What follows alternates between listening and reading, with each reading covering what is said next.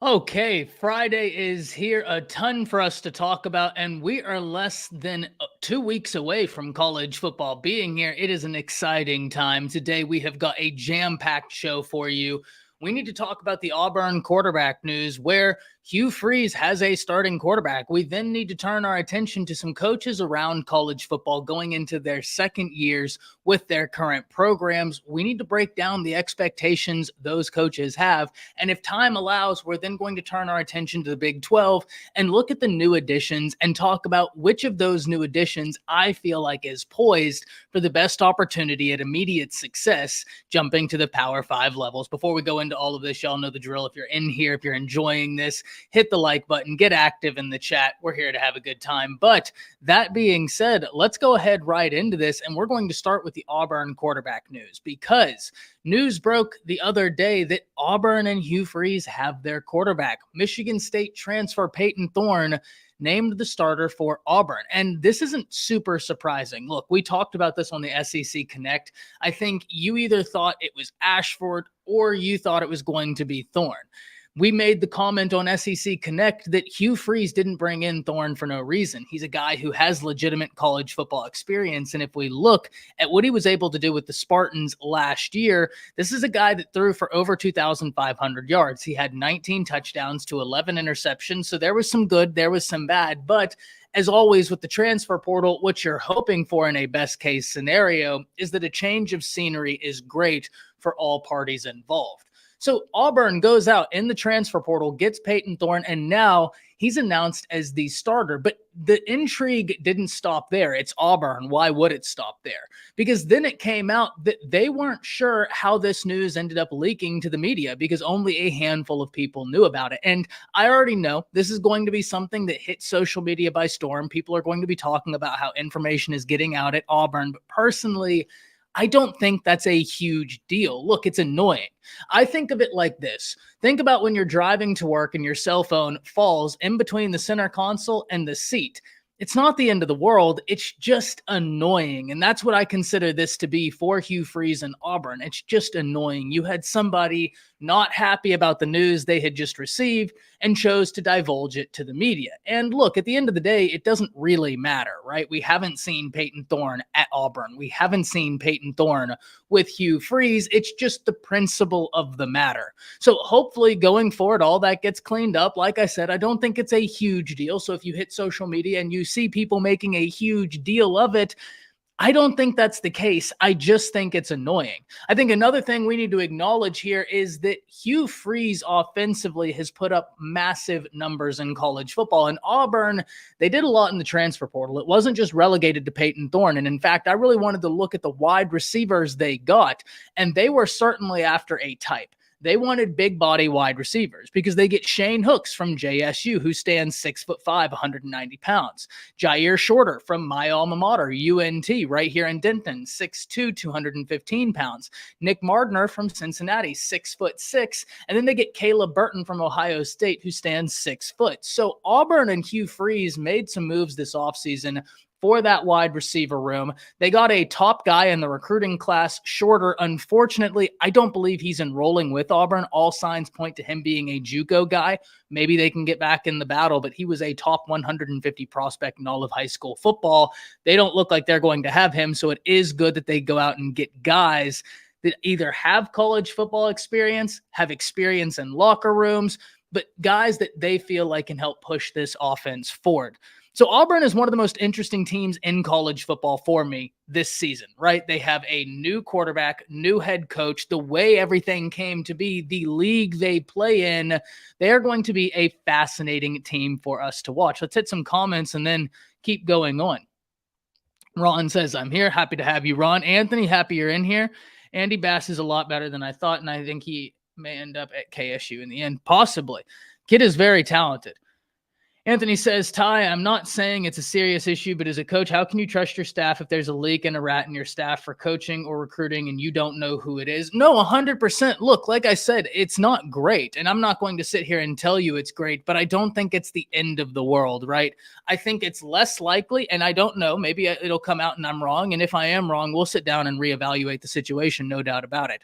I think it's less likely that it came from a staff member, more likely that it came from someone disgruntled about the news. And even if it did come from a staff member, my next question would be, was it made out of malice? Or was this a slip of the tongue? Because we've had slip of the tongues before, right? Like things have been leaked. Huge projects have been leaked in the past by a simple slip of the tongue. Was it that, or was this done out of malice? I don't know yet, but at the end of the day, like I said, it's not great. I grant you that, but I do feel like it's being a little bit overblown. We don't know what Payton Thorne looks like in an Auburn jersey. We don't know what Payton Thorne looks like with Hugh Freeze. Heck, there's still a lot of questions about Payton Thorne himself, because if you go back and watch Michigan State, there was a lot left to be desired, not necessarily from Payton Thorne individually, but from that whole Michigan State offense. I mean, one of the games that really stands out to me, if you go back and watch Michigan State, Michigan, nothing happened for that Michigan State offense unless it went through Keon Coleman. At the end of the game, he had the overwhelming majority of his team's yards. And yes, Payton Thorne's the one who threw them the football, but that guy right there is going to be a name we talk about going into next week. So go ahead and put a pin in that. We're going to spend a lot of time talking about some guys that could boom out the transfer portal on Monday. That's going to be a very fun conversation. So at Auburn, look, intrigue is at an all-time high. Why wouldn't it be? It's the Auburn Tigers. It's a brand people are genuinely interested in for several different reasons. And I think the hiring of Hugh Freeze even makes it more interesting. The SEC makes them more interesting. The current situation they're in makes them more interesting. I feel like the Iowa situation is being talked about enough. Gambling on your own team. Yes, Silent, that's wild, right? That's an absolutely wild situation. We're going to lightly talk about Iowa today, mainly Iowa State, because we're talking about some Big 12 teams that will be, that'll be a part of the conversation. But that right there, that's something we've talked about on the evening live streams much more. So let's go ahead into this second one. Year two expectations, right? Because when we look around college football right now, there are several coaches out there going into their second years with their current teams that are going to have massive expectations. Really, I wanted to kind of whittle this down and talk about a few. We're talking about Oklahoma, we're talking about Oregon, we're talking about Miami, and we're talking about LSU. All of which hired coaches, which are now going into year two, all of which want to either maintain what they did the previous year or certainly build upon it, depending on who we're talking about. And we're going to start with the Oklahoma Sooners, because this is where I think this gets really interesting. Because whenever we look at this, Oklahoma finished 6-7 last season with Brent Venables' first year as a head coach. They were 3-6 in conference play, with conference losses being K-State, TCU, Texas, Iowa State, Baylor, West Virginia, and Texas Tech. Now, one of the interesting things when we look at Oklahoma going into 2023, there are several different conversations we need to have. We need to understand that the offense, the defense, they're all going to have a greater understanding of what's required of them because they've just been in the system a year longer. Brent Venables is going to have a better understanding of what's required of him because he's been at the job a year longer than he previously had. This is a man who's been a defensive coordinator, one of the best defensive coordinators. He's never been a head coach, so he's got to learn that. We talk about this all the time on the live streams, and I would say it's akin to being a lawyer.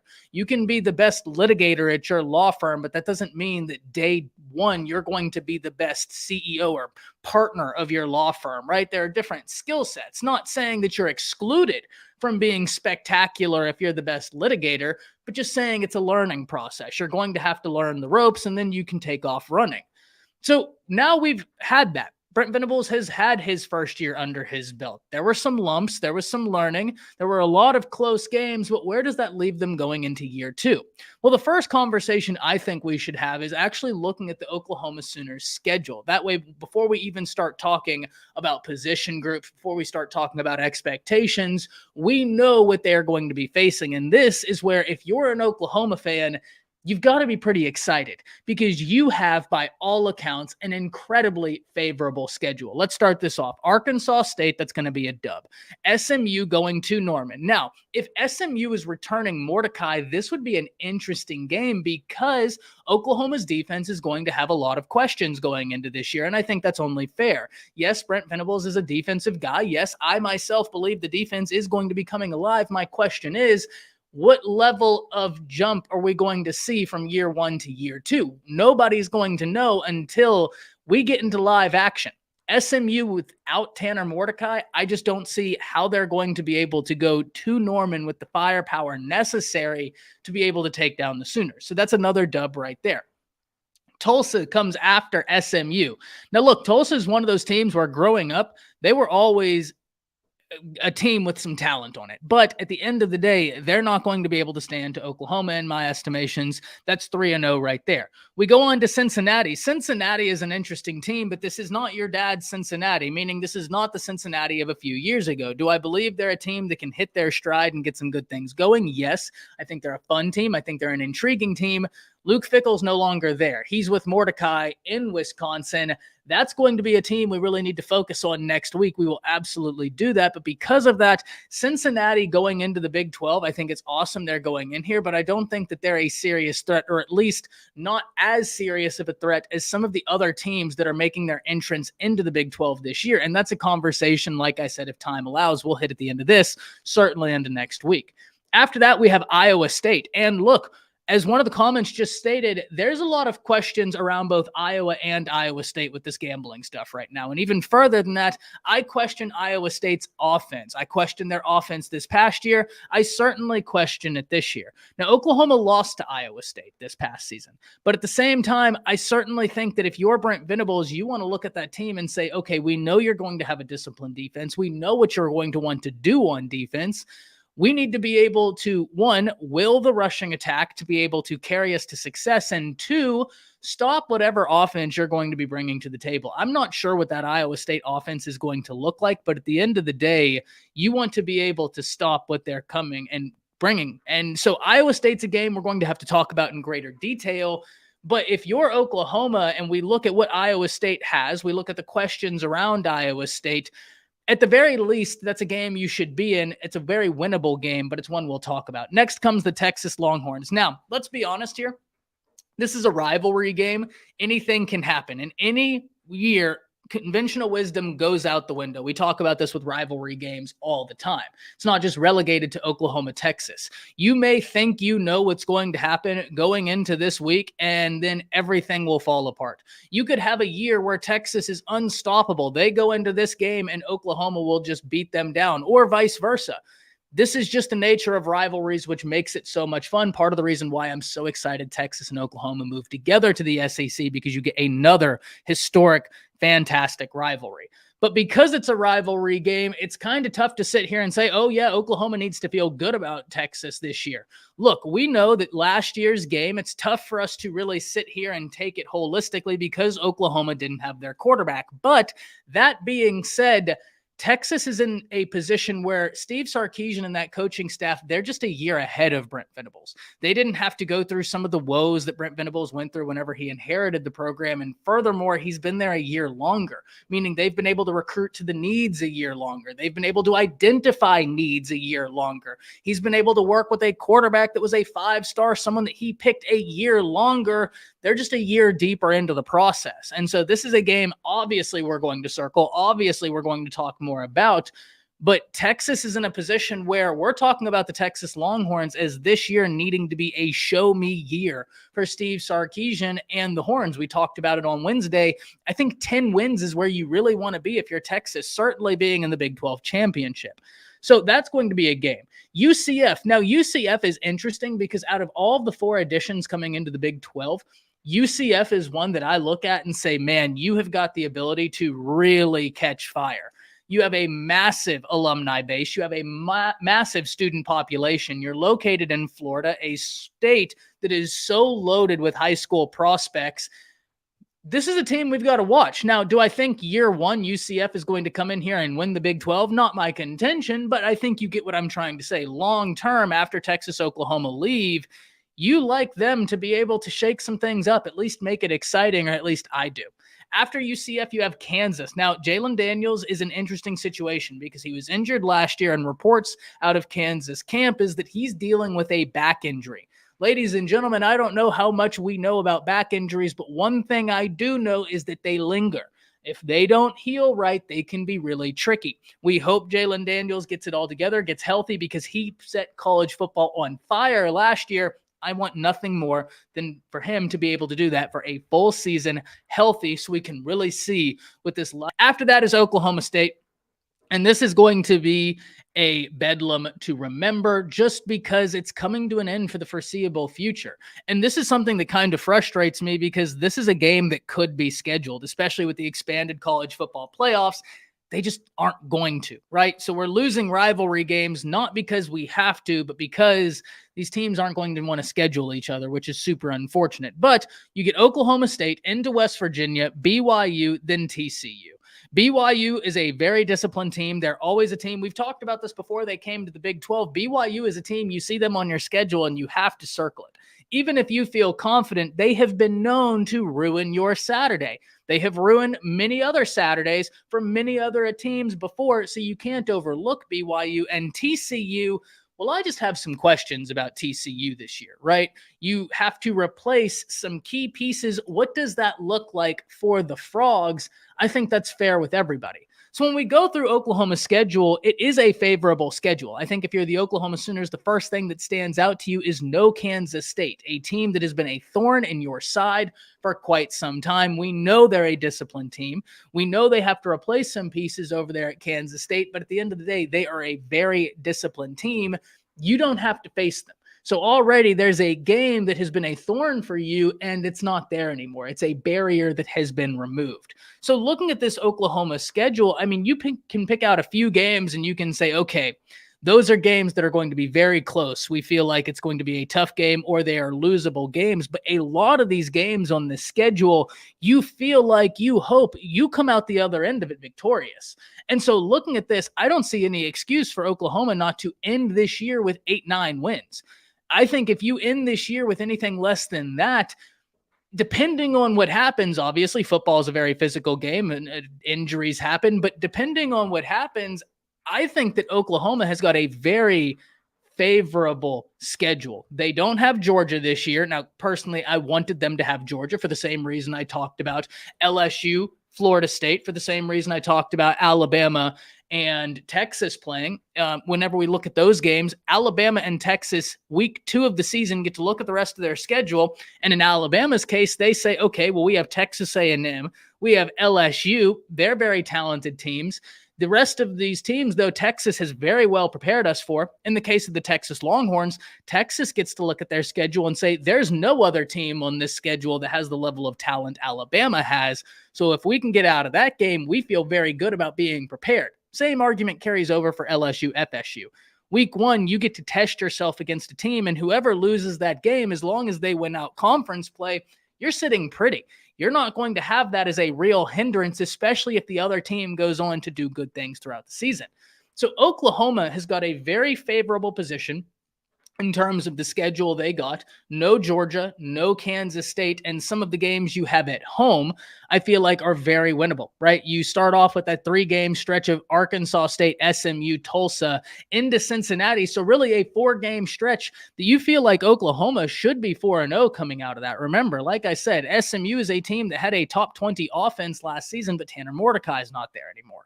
He's at Wisconsin. We look at Cincinnati. We know that's a very good team. Luke Fickell's not there anymore. He's at Wisconsin. So already those first 4 games, I feel like, provide a lot of opportunity. You look at the Texas game, that's one you want to circle. I never want to say overlook Iowa State. You never want to overlook a disciplined football team, because disciplined football teams can sneak up on you and get you any given Saturday. But at the end of the day, I feel like you like where you are relative to Iowa State. That Iowa State team, yes, they got the victory last year, but they didn't show me, at least this year, that that's an offense that people have got to worry about. They didn't show me that they had fully figured out how they were going to mitigate some of the losses they'd taken from the year before. Now, once again, they were able to win games because Matt Campbell is a very good head coach and they are a very disciplined team. I'm not sitting here trying to knock Iowa State, but I'm sitting here saying if we look at the talent makeup of both Oklahoma and Iowa State, I think people would take Oklahoma at a lot of different positions. Texas, we already know. So look, at the end of this, OU is in a really interesting position. They come into this season and the Oklahoma fan base expects the Sooners to be better. They expect the defense to be better. How much better, I'm not sure. One of the biggest areas and questions I've had for the Oklahoma Sooners on defense is, what does your defensive line look like? My biggest question for Oklahoma on offense, what does your wide receiving core look like? Because if you talk to the Oklahoma people, they have a lot of faith in the wide receivers they have in that room. They just don't have experience. And look, if we actually look at the talent they have at the wide receiving core, I get having faith in them. You have some guys that if they get it together, could be really fun college football players for us all to watch. Petaway goes there as a true freshman this year. Personally, I feel like he's going to be a really welcome addition. I feel like Levy's going to utilize him a lot. And I'm very high on what they do with Farouk. But outside of Farouk, there is no more Marvin Mims. The tight end went to the NFL. Theo Weiss is no longer there. He's with Missouri. So Oklahoma is going to have some different wide receivers, try and figure out who's going to be the guy. I think it's going to be Farouk, but then the question naturally becomes who's going to be the Robin to Farouk's Batman, something we have got to watch. But I think that's a question we do need answered. Yes, Eric Gray is no longer there for Oklahoma anymore, but the one thing we do need to acknowledge, Javonte Barnes went for over 500 yards last year. It looked like a very capable running back. Marcus Major is still there, and you have Sawchuk, who looked like the lightning to Javonte Barnes' thunder. The running back room is going to be interesting for Oklahoma. They like the talent they have there. But the wide receiving core is where I'm really going to be watching. How do they mitigate the losses they had? Now, on the defensive line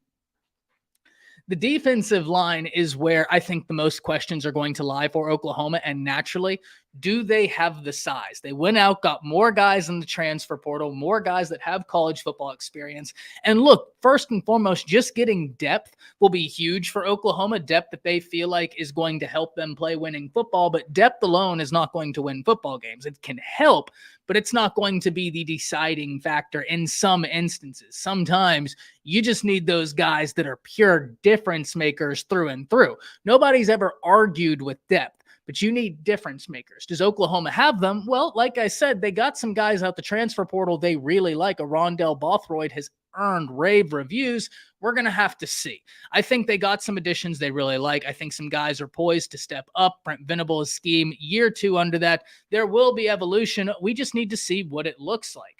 So the Oklahoma defense, I have no doubt it will be improving, but how much is the question? Which areas? That's a question. The linebacking core, something I'm very interested in. Stutzman and I believe Kanik will be your 2 guys. Your cheetah position is very interesting because you have several different guys you could throw in there, from Deshaun McCullough to Harrington, possibly Peyton Bowen. We've heard some things there. So Oklahoma is a very interesting case going into Brent Venables' second year as head coach, because there are still some unknowns. There are still some areas where you want them to continue adding in more talent, specifically that interior defensive line.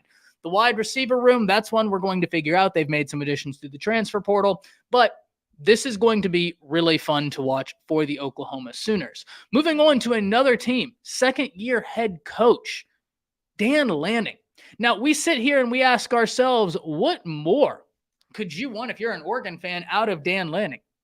If we look at the Oregon Ducks season last year, of the 3 losses they had, they only had one bad loss, which was the opener to Georgia, where Georgia kicked their teeth in. But after that, the other 2 losses they had to Washington and Oregon State was a combined 7 points. The Oregon State game, a rivalry game. I just gave a whole soliloquy about how rivalry games are a little bit different. You can take conventional wisdom, crumple it into a ball, and throw it out the window. It doesn't seem to matter whenever the cleats start getting laced up and everything starts flying.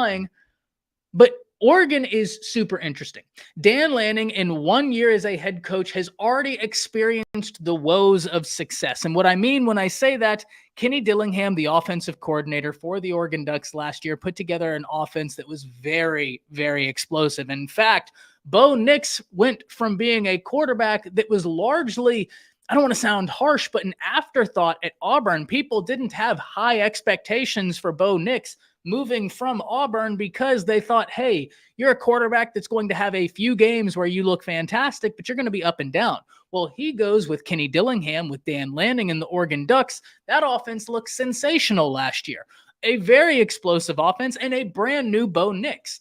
Well, Kenny Dillingham isn't there anymore. Kenny Dillingham finds his way from Oregon to being the head coach at Arizona State, a situation I'm very interested in, considering he nabbed Brian Carrington and Rashad Samples to be assistant coaches on that staff. If you know anything about those 2 names, you probably just raised your eyebrows if you weren't aware, because those guys are legitimate recruiters and carry a lot of legitimacy for Kenny Dillingham in the state of Texas. So if you're Dan Lanning, you lose Kenny Dillingham, what do? Well, you don't panic. You go out and get Will Stein, offensive coordinator for UTSA here in the state of Texas, University of Texas, San Antonio. And I get what you're saying. That's not a Power 5 team. Fair enough. Still a very potent offense. Was still a very potent offense. So you get to get an offensive coordinator you have faith in. Hopefully it's a guy you can keep around for a while, get a really good relationship going. The Oregon offense is something I'm really interested in, but we need to dive a little bit deeper, right? Because the Oregon offense, there's a lot of parts there. I'm not as interested about Bo Nix in terms of questions around him because I saw what he did last year. I just want him to be able to build upon that and be able to do that again. And if he does that, I'm going to be very happy for the young man. When I say I don't have questions around him, I don't have questions in terms of, are you going to be able to be consistent, this, that, the other. I just want him to build off the season he had last year. My question for Oregon's offense is along that offensive line where they have got to replace a lot of talent. Now, one thing we know, Oregon has recruited very, very well, both pre-Dan Lanning and post-Dan Lanning. When they had Mario Cristobal, they were recruiting at an elite level. That's one thing we acknowledge with Mario Cristobal. But Dan Lanning has continued that tradition of recruiting very well. The Oregon offensive line is a position I'm going to be watching very closely. It's a position I would recommend everybody watch very closely, because there's going to be such a big overhaul. Josh Connerly is a name. Keep your eye out on. When he came out of high school to Oregon, I thought he was a phenomenally gifted prospect, a prospect that everybody needed to watch. He's going to get some opportunity this year. Very excited about that. I think if you're asking what more you could want from Dan Lanning, the biggest word I would arrive at is progression. And that doesn't have to mean go undefeated. Progression just means look like you're taking that next step as a head coach, but also as a unit. You lost some pieces. You have to replace some pieces. All of this is understood.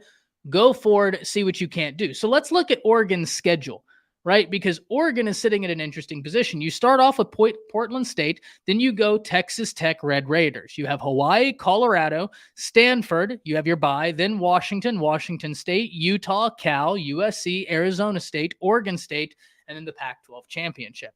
So a lot of winnable games on here for Oregon. I think Portland State, that's a win. Texas Tech, look, I think Texas Tech is a team that's building. I'm very interested, but I would have to give Oregon the edge over Texas Tech going into this game. Now, that being said, I hear you if you're a Big 12 fan and you say, I'm sleeping on Texas Tech. I'm open to the conversation. I am high on McGuire. I was able to intern with Dave Campbell's Texas high school football and getting to talk to some guys around the state of Texas, what they think of McGuire. It's palpable. It's palpable. People are very high on him. Coaches think very highly of him. So I am excited to see what they do. But at the end of the day, I just have to go into this wondering, are you going to be able to produce a defense that's going to be capable of stopping what Bo Nix and this Oregon offense wants to do if Oregon is able to figure out their offensive line? But in either case, you can bet your bottom dollar that's going to be a game I watch. After the Texas Tech game, they're going to roll Hawaii. I am very excited for what Coach Prime and Colorado are going to do. I think Colorado is going to get rolled by Oregon. They're going to roll Stanford, and then we get into the magic. Saturday, October 14th, you have Oregon at Washington. Guys, if you were around the channel at all last season, I was on the Michael Penix train, and I was probably the conductor. I thought he got snubbed from being in New York. I thought he had one of the best seasons that does not get talked about. If you were asking me my most underappreciated college football players, I think Michael Penix deserves to be on that list along with like a Rocket Sanders, because you just don't hear them outside of their fan bases get the flowers I feel that they deserve. But that game right there is going to be fireworks. You have Washington State after. After Washington State, you have Utah. I talk a lot about Whittingham and Utah on this channel. Very enamored with the Utes. Think they're a very disciplined team. And earlier on in this live stream, we talked about how you can overlook teams at your own peril. But do not, if you listen to anything I say, do not overlook a team that is historically disciplined. That's not the one. Overlook a team at your own peril, right? It'll bite you in the butt eventually. But do not, whatever you do, overlook a team that's disciplined. Utah, very, very disciplined. You have California after that, and then USC. That's a game everybody's going to be circling. So for Oregon, I think there's a lot of opportunity on this schedule. But I think even more than that, something that I like, I think there's opportunities for really close games that we're going to get a good idea about Dan Lanning, that more importantly, Dan Lanning is going to learn a lot in. I think it was super interesting whenever we look at what Oregon did this past season. And if we take out that Georgia loss, their only other two losses to Oregon State, Washington, by 7 points combined. Now, Georgia just absolutely dragged them up and down a football field last year. But outside of a few teams, Georgia dragged everybody up and down a football field last year. And even the few teams they didn't, you have to wonder what would have happened if they would have played the game a little bit differently, this, that, or the other. What we do know is Georgia was otherworldly talented. And the last thing I'll say about Oregon and their offense that I'm so interested in is Will Stein comes in. He put together an offense at UTSA that was just shy of averaging 500 yards a game. I think they were at 475. So that's something I'm very, very interested in. Some questions on Oregon's defense is they have to replace some pieces, but at the same time, Dan Lanning's a defensive guy. That's his bread and butter. That's the area where I think they're going to be able to get some things figured out, but I'm very excited to see how the players continue their understanding of the scheme being asked. Let's move on. We need to go from one coast to another. We need to talk about Miami and Mario Cristobal, because out of all of the coaches out there, I don't know of another coach that I have heard less questions asked on than Mario Cristobal in Miami. Everybody after the season piled on to Brent Venables. I've said this multiple times. I'm going to say it again. Mario Cristobal owes Brent Venables an edible arrangements basket, because everybody talked about Brent Venables and the woes Oklahoma had, not acknowledging Brent Venables is first and foremost a first-year head coach, not acknowledging number two, that there was a lot of movement that happened at Oklahoma. Number three, the Heisman Trophy winner from this season, Caleb Williams, was ripped away from the team. There's a lot of nuance in that conversation, right? There is some nuance there. When we look at Mario Cristobal, I'm not sitting here telling you he inherited a Ferrari with brand new tires, the engine just got done being worked on, and that Michael Schumacher was sitting right outside the driver's seat saying, "Are you ready for us to go?" That's not my contention. But what I am saying,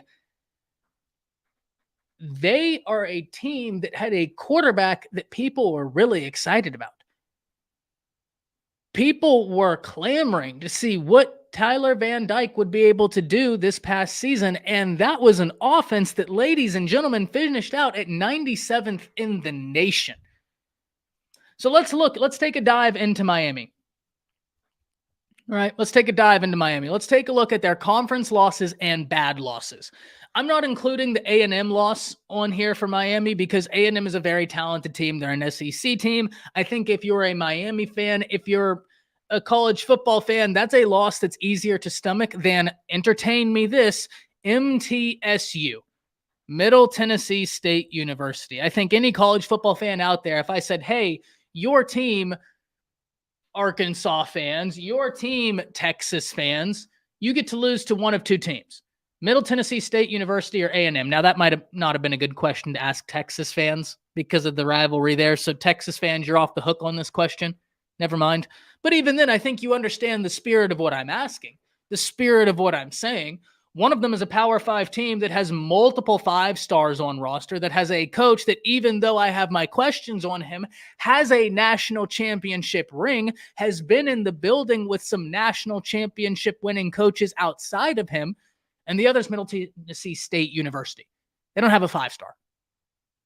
A&M has more 5 stars on that defensive line than you can shake a stick at. You can lose to A&M. It can be a bad loss. It's not as bad as Middle Tennessee State University. After that, you lose to North Carolina, you lose to Duke, you lose to Florida State, you lose to Clemson, you lose to Pitt. I have bad news for Miami. I don't know where it's going to get a whole lot better after this. Because I look at Florida State, they're just a year deeper into what Mike Norvell just did last year. And Mike Norvell put college football on notice last year. I am as happy for Florida State fans as any fan base out there, because that was an awesome season that he put together. But they still have their quarterback. They still have a lot of continuity. And oh yeah, by the way, if you were here since the beginning of this stream, I highlighted a name at the beginning of this stream that transferred to Florida State. Keon Coleman. Whenever we were talking about Payton Thorne and the Auburn quarterback situation, I charged anybody to go back and watch some Michigan State. Payton Thorne had his ups, he had his downs, a lot of head-scratching plays, but in fairness, that was Michigan State's offense. So I'm very excited to see who Payton Thorne is with a Hugh Freeze, with someone we know has put together potent offenses. But you know who was a dude in that Michigan State offense, even though there was chaos? Keon Coleman. That man against Michigan was the offense. I think he had 156 yards against Michigan, was just going up and sunning suns. That kid goes to Florida State with Jordan Travis, an experienced quarterback.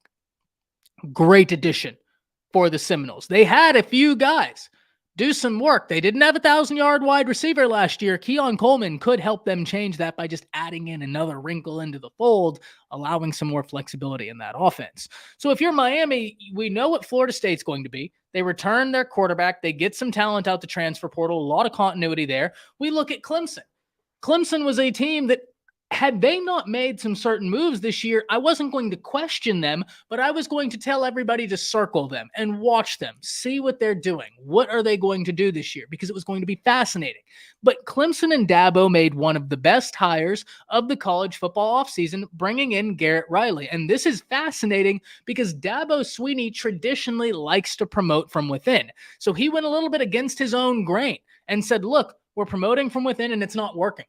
This isn't working. Let's go do something that we think will work. Well, they go and get Garrett Riley. Early results, early feedback that I've heard is that Clemson offense looks like a different unit. Now, granted, it's going to be year one. There's still going to be some learning, but they look like a different unit. There's a different type of juice to them. They have a former 5-star guy, a guy that I watched up close and personal in the state championship game, and I can tell you right now, he's a gamer. Cade Klubnik is a gamer, man. He is a football player through and through, the type of guy you watch play on Saturdays and you can't help but smile and say, man, the kid just wants to play football. And he's just a gamer. So Clemson, they're going to have a very talented team. They're going to have, in my estimations, a better offense. They're going to be a more confident team. We look at North Carolina. Drake May is quarterback 2 in the draft by most accounts. At least my account.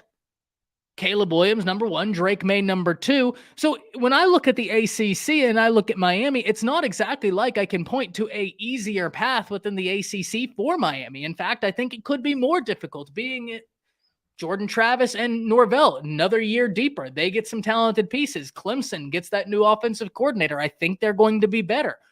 North Carolina still has Drake May. They still have some pieces. You got to get through Pittsburgh, who kicked your teeth in last year. This is going to be a fascinating situation with Mario Cristobal and Miami. And I have to be honest here. I'm a Mario Cristobal fan. I was a guy that was very excited to see what he would do, and I thought that he would be able to do a lot better than we had previously seen from Miami. But here's where I will be fair. Miami is changing offensive coordinators going from year 1 to year 2. Now, I don't think that was the only issue Miami had, but I don't think there's anybody that can argue that the offense was not a massive issue. They were 97th in the nation with a quarterback that was being lauded as a quarterback for everybody to watch. Not good. A quarterback that ended up getting pulled at some points. Not good at all. Josh Gaddis is no longer there anymore. He's no longer there anymore. I questioned Josh Gaddis's offenses whenever he was the offensive coordinator and involved with play calling at Michigan. I thought their offense got better when he wasn't there. And I hate to say this because usually I try and be a positive person. I think the Miami offense is going to be better. I hate to be that guy, but facts are facts. And until I see it, I don't believe that the offense is going to be much worse. I think it would be impressive if it was much worse. Right? There's 131 eligible teams. You were number 97. There's a lot more room up in front of you than there is behind you. So yeah, you better hope you move forward. But I think you will, because Gaddis isn't there. You replaced some pieces. You got some guys out the transfer portal. You did some great work along the offensive line, getting Mawanoa and Sanson Okumlola, 2 very, very gifted offensive linemen, 5 stars. You got Jaden Wayne, who I think should have been a 5-star, came just outside the top 100 players. If you're asking me, Ty, why was he not a 5-star? The only thing I can tell you, the only guess I would have is that he was genuinely such a talented tight end and edge that he split so much time between them. Maybe that's it, but he's a very gifted player, very gifted athlete. Excited to see what he's going to do. But Miami and Mario Cristobal, this is the one that's the head scratcher to me. Because we talk so much about the failures and the inadequacies of Brent Venables, but there's a nuance to that conversation that, quite frankly, Mario Cristobal doesn't have. Brent Venables has several different cards he can pull that, quite frankly, Mario Cristobal doesn't have. And this is coming from a Mario Cristobal fan. This is coming from somebody who wanted him to make that transition and really take over his alma mater, really turn him around. Because I have been consistent in this. I want some of these major brands to return. Miami, USC, Nebraska. I think it would be fantastic for the game, especially with all this conference realignment going on. I think it would be phenomenal for the game. But when I look at what's in front of Miami, I don't know how much better things are going to get. I think they will get better, because you don't have Gaddis, you return your quarterback, and I do think Van Dyke is a talented quarterback. But in all accounts, every way we look at it, Miami is a show-me year. Because he's an experienced head coach in the ACC, and they did not have a good year. So what do you look for out of Miami? Progress. Quite simply put, progress. I'm not going to sit here and tell you he needs to go from a year that was shaky to winning 10 games. Though you'd love that, I don't know how realistic that is. There needs to be a lot of progress made for Miami. I think if you get out of here 8-9 wins, you're feeling pretty good. And like I said, I'm just one of those people that don't expect massive swathing changes to happen like that, because I think that in a lot of instances, there are intricacies as to why you have the problems you have, and sometimes they're not going to be fixed instantly. So let's look at Miami's schedule, because you start off with Miami of Ohio. God forbid you lose that game. Then you go into Texas A&M week 2. Bethune-Cookman is week 3. You cooked them last year. You should do the same this year. Temple Owls week 4. Then you have your off week. You have Georgia Tech, then you have North Carolina, Clemson, Virginia, NC State, Florida State, Louisville, Boston College, and then the ACC Championship. So you beat Virginia last year. NC State, I don't know who their quarterback is going to be, though they're typically a decent team, but they had their quarterback transfer, so I have my questions there. Louisville is going to be an interesting team this year. Have some questions about them. But, I mean, you look at some of these teams, I think North Carolina is in a position to where unless you have some real big changes defensively for Miami, how are you going to stop them? How are you going to score? Clemson, we talked about that. I think you beat Virginia and Florida State. So, look, don't get me wrong. I think that there is growth in this Miami schedule. I think that they are going to be a team that turns it around, wins a lot more ball games, but I'm not going to sit here and tell you they're winning the ACC, because I think there are a few teams ahead of them that are further ahead, that are more consistent, that I think you like better out the ACC. But Miami does have some favorable games on their schedule. It is going to be a team we really have to watch. It'd be impressive if you were. Yeah, it really would. It really would. Really, really would. That game. Oh, boy. Oh, boy. Already making me put that on. It's not going to happen. Frightening. It's not going to happen. All right, let's go on to our last team. Last team we need to talk about today, LSU. Right? Year 2 coaches, big expectations. How could we not talk LSU? LSU is in a position where they come in and they finish 10-4. They lost to Florida State, Tennessee, Georgia, and A&M.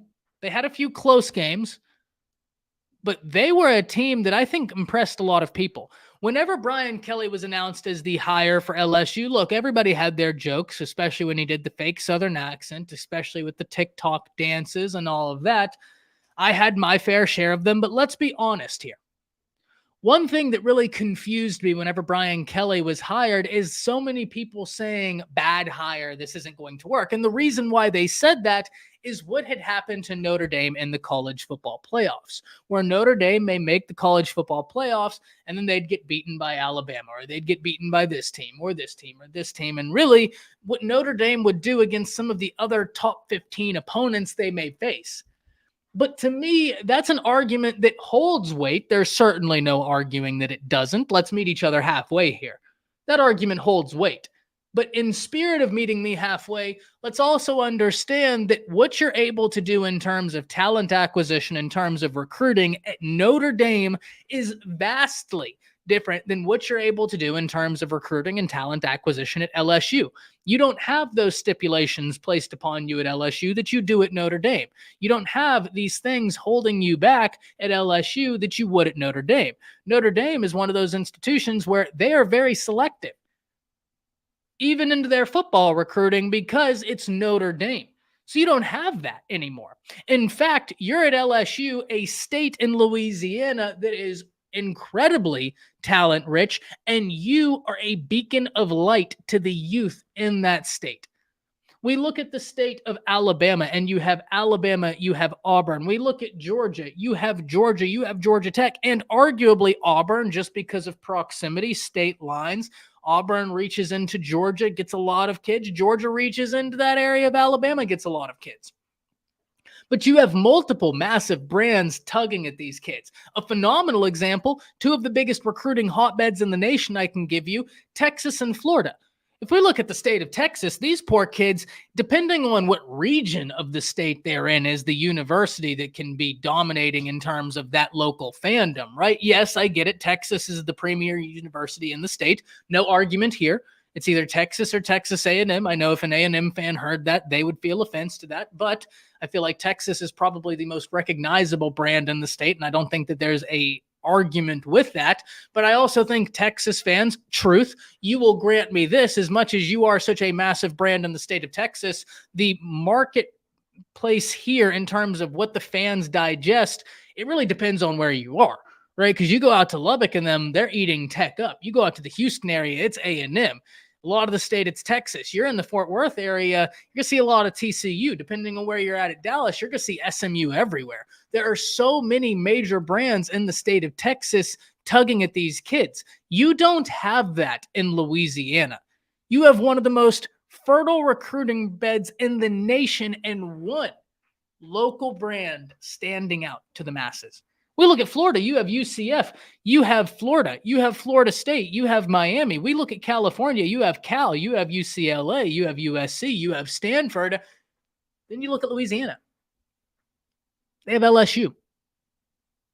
So Brian Kelly, not only does he have these stipulations that are no longer on him, but he has access to a totally different level of talent out the gate. He doesn't have to step out his front door, and he's already got access to some of the best talent in college football recruiting, something that was not the case previously at Notre Dame. So I understood people saying, but it didn't work at Notre Dame. I always had two arguments to push back upon that. First, he made it, didn't he? He made it to the college football playoffs. Only 4 teams make it every year, and we've seen Clemson, Alabama, and now Georgia. I mean, they've started to make a second home.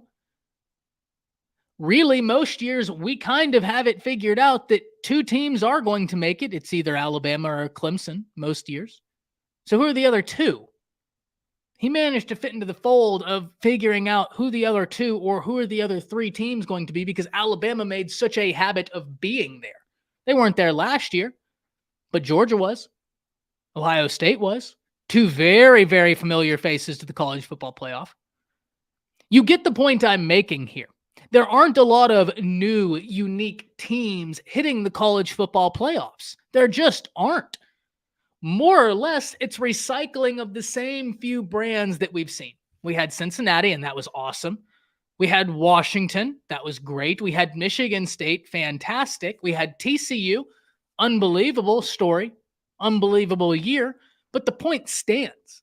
Largely, it's been recycling a few different teams. If you're one of the teams that got to make it into that dance already, that's impressive. Because the vast majority of college football didn't. But 2, the level of athlete he has access to now. It's totally different than what he had access to at Notre Dame. The level of buy-in for just football alone is totally different at LSU. It's totally different at LSU than it is at Notre Dame. I'm not sitting here telling you they don't want to win at Notre Dame. That's facetious. Of course they want to win at Notre Dame. They want to win at Notre Dame as bad as they want to win anywhere. But I'm saying the stipulations that allow you to win are less strict at LSU than they are at Notre Dame. And so when we look at this, let's talk about the talent he returns. We're all going to talk about Harold Perkins. Why wouldn't you? Easily one of the best college football players in the nation. I think we overlook Mason Short, and we overlook him because he's coming off of an injury, but he was the guy going into last season. I told all of you, that's going to be the dude on LSU's defense. Mason Short, watch him. Well, he got injured, and it turned out being Harold Perkins. Now, if you're a team in the SEC, I've got bad news. Now they're going to have both. They're going to have both of those cats. I can't wait. I genuinely can't. I'm so excited to see them on the field at the same time. Really, really excited for that. The biggest question I have for LSU is, what does your secondary look like? And I know that's an odd question to ask about LSU, but the reason why I ask it is because one of the transfer portal acquisitions sustained an injury, if I'm not mistaken. Denver Harris is up in the air. Hopefully he gets his situation figured out, because you never want to see kids be in a position, or young men at this point, young men be in a position to where they can't get out of their own way. Don't be the harbinger of your own downfall. If you can get out of your own way, get out of your own way, because you're at LSU. You've got the ability to make magic happen. You are unbelievably gifted. You are a former 5-star. You have all of the tools, all the athletic ability necessary to come in there and take over that secondary position. In Denver Harris, he does. He does. I hope he's able to get out of his own way. That's my biggest hope for LSU in terms of a player, is that Denver Harris figures out his situation, joins the team, and all of this will be a distant memory that we all learn from one day. That'd be fantastic. But even moving off of that, they had a 1,000-yard wide receiver in Malik Neighbors.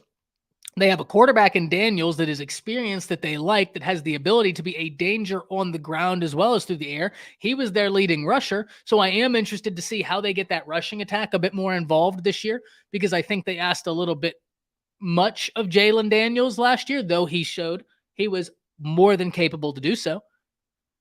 But I'd like to see a bit more balance in terms of getting your running backs involved to allow Daniels to be a little bit more of an organic threat in the run. And then you can really put a defense just in bad positions. But ladies and gentlemen, they have a backup quarterback in Garrett Nussmeier that is very, very impressive. Very, very impressive. If he gets the opportunity, we know what he's going to do offensively.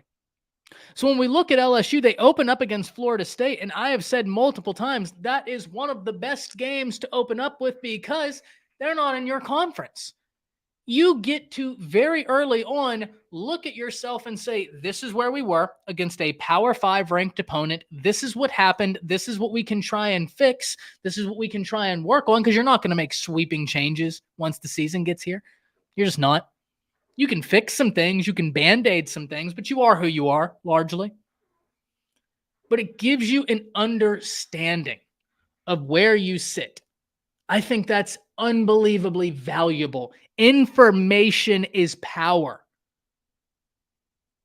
It allows you to make educated decisions thereafter. So I love that game. Love that game for LSU. Then you go through the SEC. We know what the West is going to be. Bama's going to look for redemption, and that was a close game last year. Bama's going to be looking for redemption. There are going to be a lot of teams that look to have something to say, and interestingly enough, LSU has almost a bit of a rivalry going with A&M. I don't know if an LSU fan in here would back me up on that. I don't know if an A&M fan would back me up on that, but whenever they play, we're seeing some wild games happen. Whenever LSU and A&M lace them up, we are seeing crazy games happen. So let's go ahead and make it a rivalry. Why not? College football is shifting. The landscape is changing. Why not? I think that'd be a phenomenal rivalry for us to start really looking forward to. Games have been fantastic. But Brian Kelly, if you're asking me, Do I think he's going to regress, progress, or do I think he could maintain the status quo? I think it'd be tough for me to say regress because it's not like LSU had a bunch of close wins. They had the Bama game that was a close win. They had 2 other games that were close wins, but outside of that, they won most games in a convincing fashion, or at least in a fashion to where you're like, okay, well, they answered some questions here. LSU is going to be a phenomenal team to watch. I am really looking forward to them. I can't wait to see what they do going into this season, what Brian Kelly does. They are a phenomenal team for you to be looking forward to. But guys, this provides us a ton of questions. We're going to pick back up Monday, 10 o'clock Central Standard Time. Y'all already know. But on Monday, some topics for you to look forward to. We're going to talk about some teams moving into the Big 12 and which teams I think have the opportunity to really make some noise. Going to go ahead and let you know right now, UCF excites me. They moved the needle for me. We're going to talk about why that is on Monday. Let's hit some comments before we get out of here. Anthony says, Ty, since you're talking about a possible rivalry with LSU and Texas A&M, what would you call the rivalry? I don't know. I don't know what I would call it. See, this is where we need Van Edwards. If he was in here, he'd have a name right up here for you. I don't know what we'd call the rivalry. Just because, I mean, the games we've gotten from them. I mean, you remember that Coach O game in A&M where it was an overtime after overtime after overtime after overtime, just magic for a college football fan. It was painful, hard to watch, and incredible all at the same time, like a train wreck. Where you know that this isn't what you should be watching. You know that this has implications, but you just can't turn away. That's been those LSU A&M games, and they have been unbelievable. And of course, I'm making a joke out of it, right? I'm making light of the situation. But in all seriousness, there is something unbelievably fun about when all conventional wisdom goes out the window, like what you're doing is not working, and now we just have to go out there, lace them up, and play football. Just play football. Screw it. The scheme's not getting us done. Like we're discombobulated. We're out of sorts. Let's play ball. That seems to be what happens in a lot of the Texas OU games, where it's like, okay, just screw it. Let's just play ball. We're in a fight now. Right? I always love it when and it's funny because there's a massive UFC fight this weekend. And I don't think Aljo will take this approach. God forbid Aljo takes this approach against O'Malley. But we saw this with Eddie Alvarez and Conor McGregor, right? And it's the same theory I'm talking about.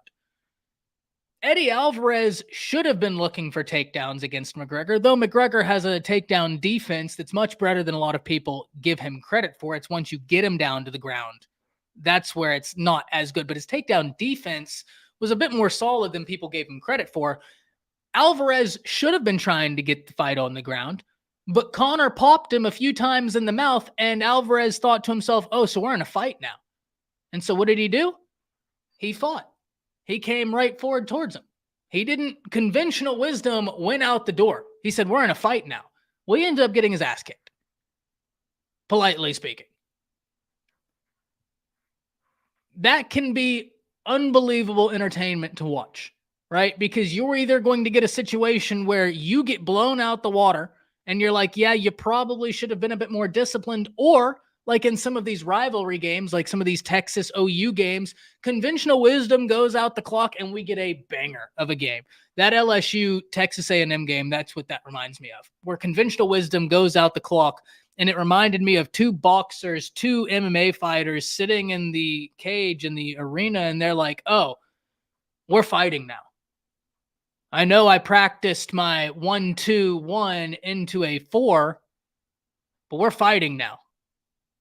All that goes out the window, and now, and on call. Here's Van Edwards with the name of the rivalry. I love you, Van. I love you.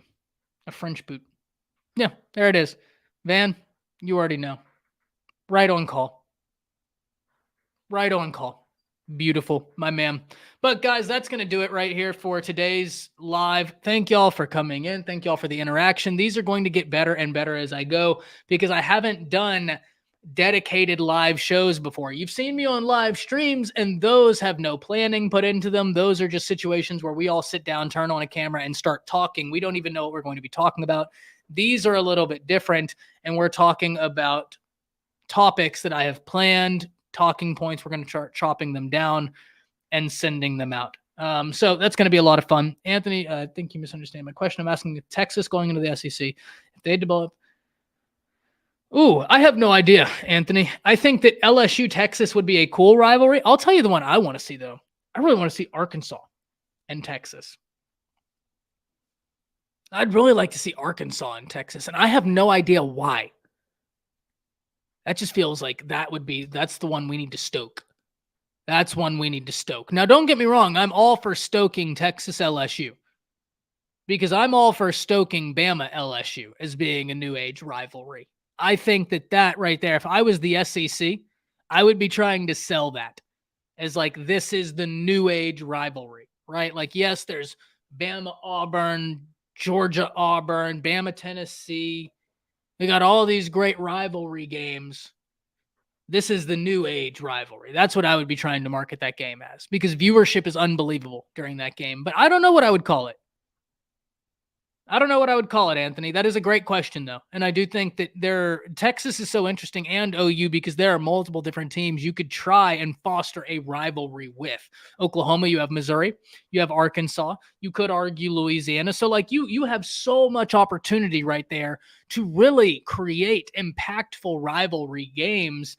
Unbelievable stuff. That's why I think it's awesome what Greg Sankey and them did. Awesome stuff. But with that being said, we'll see you this evening on tonight's live stream, 5:30 Central Standard Time. We're going to be talking about a bunch of stuff. Other than that, we'll see you on Monday. That's it. See you.